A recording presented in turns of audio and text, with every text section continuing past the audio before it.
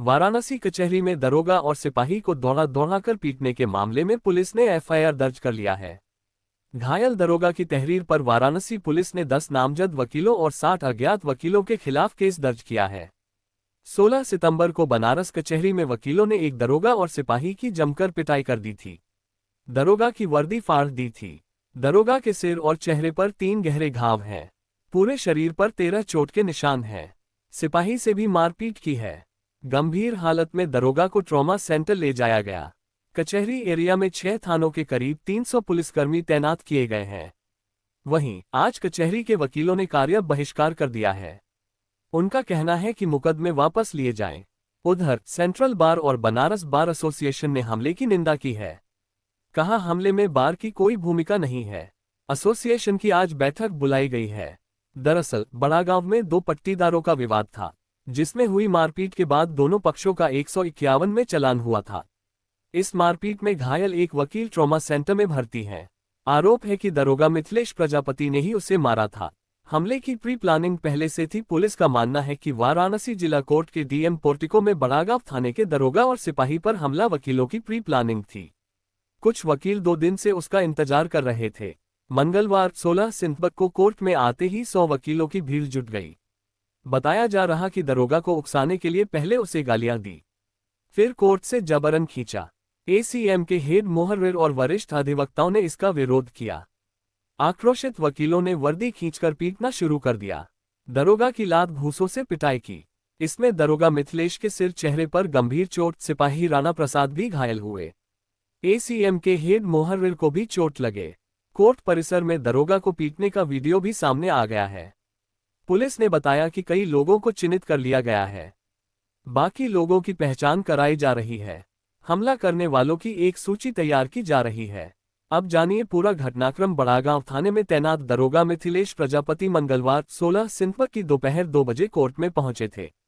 उन्हें एसीएम प्रथम कोर्ट में गोवध निषेध अधिनियम के तहत रिमांड पर्ची लेनी थी। दरोगा मिथिलेश प्रजापति ने एप्लीकेशन दी थी। कोर्ट में दरोगा को देखकर बड़ागांव के कुछ वकीलों को साथी वकील मारने की घटना याद आ गई।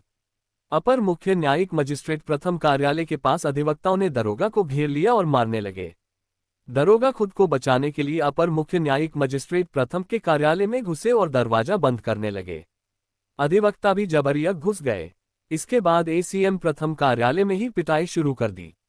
मिथिलेश प्रजापति 37 और कांस्टेबल राणा प्रसाद 27 को डीएम पोर्टिका में बेरहमी से पीटा और उनकी वर्दी फाड़ दी। कोर्ट आए एसीपी विदुष सक्सेना ने बचाने का प्रयास किया तो उनसे भी धक्का मुक्की हो गई। कोर्ट मोहर्रिर रामा प्रसाद को भी दरोगा समझ पीट दिया। जानकारी पाकर एसीपी कैंप नितिन तनेजा, थाना प्रभारी निरीक्षक शिवाकांत मिश्र पहुंचे। पुलिस वालों ने किसी तरह दरोगा को वहां से निकाला। सिर पर चोट की वजह से दरोगा मिथिलेश गंभीर हाल में थे। पुलिस ने घायल दरोगा को लेकर जिला अस्पताल पहुंचाया।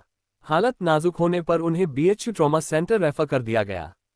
घायल दरोगा का बीएचयू के ट्रॉमा सेंटर में इलाज चल रहा है। दरोगा के सिर और चेहरे पर गंभीर चोट लगी है। सिपाही राणा प्रसाद का जिला अस्पताल में प्राथमिक उपचार कराया गया है। जानिए क्या है विवाद। बड़ागांव थाना अंतर्गत पुआरी खुर्द गांव के 2 पट्टीदारों मोहित कुमार सिंह पुत्र मुन्ना लाल और प्रेमचंद्र मौर्य पुत्र स्व दयाराम मौर्य के बीच जमीन विवाद था। दरअसल मोहित पक्ष का आरोप है कि आराजी संख्या 125 पर अस्थायी स्थगन आदेश के बावजूद निर्माण कराया जा रहा है। प्रेमचंद्र पक्ष का कहना है कि वह आराजी संख्या 126 पर प्रधानमंत्री आवास योजना के तहत वैध निर्माण कर रहे हैं। मेड से 4 फीट दूरी छोड़कर काम कर रहे हैं, लेकिन मोहित और उसके परिजन जबरन रोक टोक कर रहे हैं। दोनों पक्ष पहले भी कई बार जमीन को लेकर भिड़ चुके हैं। 28 जून 2025 को भी इसी विवाद पर बड़ागांव थाने में 2 अलग अलग मुकदमे दर्ज हुए थे। 13 सितंबर 2025 को समाधान दिवस जनसुनवाई के दौरान जब दोनों पक्षों को पुलिस ने समझाने का प्रयास किया तो वे आपस में भिड़ गए। दोनों पक्षों में कहासुनी और मारपीट हुई। पुलिस ने शांति भंग में दोनों पक्षों का चालान कर दिया। आरोप है कि इसी दौरान थाने के दरोगा ने वकील को मारपीट कर घायल कर दिया। मामले की जानकारी के बाद वकीलों का गुस्सा फूट पड़ा। हर दिन क्राइम न्यूज को सुनने के लिए वीडियो को लाइक और चैनल को सब्सक्राइब करना ना भूले, साथ ही बेल आइकन को भी दबाएं। सच्चे देशभक्त चैनल को सब्सक्राइब करना ना भूले। जय श्री राम। आपका दिन मंगलमय हो। धन्यवाद।